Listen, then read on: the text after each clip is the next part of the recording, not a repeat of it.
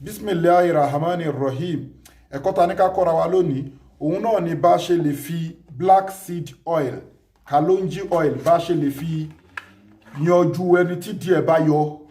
tó ní piles bá ṣe lè lo black seed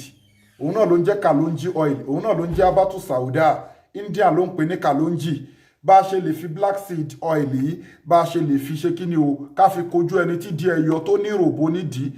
piles hemorrhoid abẹ́ni tẹ́jẹ̀ ò dá ní díẹ̀ tẹ́jẹ̀ ń kán ní díẹ̀ abẹ́ni tó sábà máa ń ní constipation bá ṣe lè lo black seed ẹ̀kọ́ ẹ̀ ni mo fẹ́ kọ́ wa lónìí black seed oil àmọ́ síwájú kí n tó kọ́ yín àbí tó bá síwájú kó tó ṣiṣẹ́ yìí àbí tó bá ṣiṣẹ́ yìí tán nǹkan tó bá lágbára fi sákàǹtì àwọn ọmọ aláìní Ọlọ́run kì í sábà kọ sàárà ẹ máa ṣe sádàkọ̀ èyí táwa yìí náà tá à ń ṣe yìí náà sádàkọ̀ ni síwájú kó tó ṣiṣẹ́ yìí àbí tó bá ṣiṣẹ́ yìí tán gbìyànjú kó fi nǹkan tó bá lágbára sákàǹtì àwọn ọmọ aláìní àkáǹtì nọ́mbà ní fáwọn ọmọ aláìní 0123214254 àkáǹtì nọ́mbà fáwọn aláìní 0123214254 Global Dahiratu Dhikrlahi Islamic Organization Wema Bank of Nigeria ẹ̀dẹ̀ má jẹ́ ká gbàgbé láti gẹ́tì all in one àbá ìṣèkè àfàgbà natural apps egbòogi tá ń ṣe promo ẹ̀ lọ́wọ́ ní Nàìjíríà báyìí ní at rate of 15,000 naira egbòogi tó lágbára láti kojú èyíkéyìí nínú àìsàn ọlọ́jọ́ pípẹ́ ni ó lọ́wọ́ ayé nú ni a ti lo oògùn sí kò lọ ni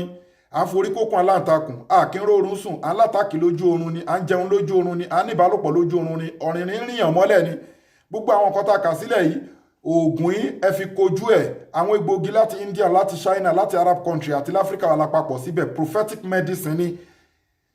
kò sí àràmù ń bẹ̀ ó wà halal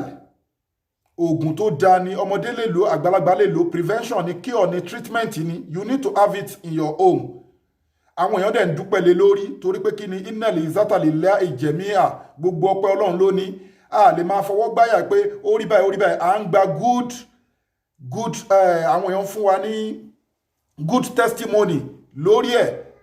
a máa lè máa fọwọ́ gbáyà torí mùsùlùmí là wa Al-Qur'an ti jẹ́ kó yé wa pé wala taqulanna li shay'in inni fa'ilu salika gada illa an yasha Allah but insha Allah wà á dúpẹ́ lé lórí wàláì fi kojú èké nínú àìsàn ẹ wọ́sọ̀pù wa lórí tẹ bá nídìí product wa yìí ó wà Nàìjíríà anywhere ó wà Nàìjíríà á débi tẹ bá wà ẹ wọ́sọ̀pù wa lórí +2761295638 lẹ́ẹ̀kan sí +2761295638 now ẹ gbìyànjú kẹ́ gẹ́ẹ̀tì tea bag ẹni títí ẹ bá yọ